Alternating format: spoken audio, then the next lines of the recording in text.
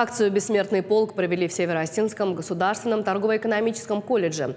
В одном строю с портретами дедов и прадедов, участников Великой Отечественной войны, педагоги и студенты. Память героев почтили минутой молчания, звучали военные песни.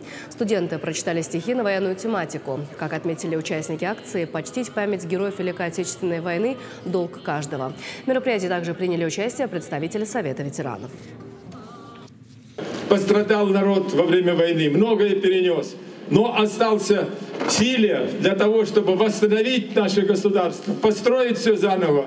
И вот сегодня, глядя на вас, можно сказать, вы счастливые люди благодаря этим защитникам. Поэтому память о них и те, кто сейчас борется за то, чтобы российский народ и свой язык знал, и добрые дела творил, делал, строил все, это зависит от нас.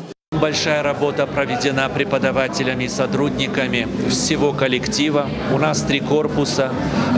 Мы сейчас находимся на БАМе, на Миллера, корпус номер 3 в Беслане. Во всех 3 корпусах проходят очень крупные мероприятия.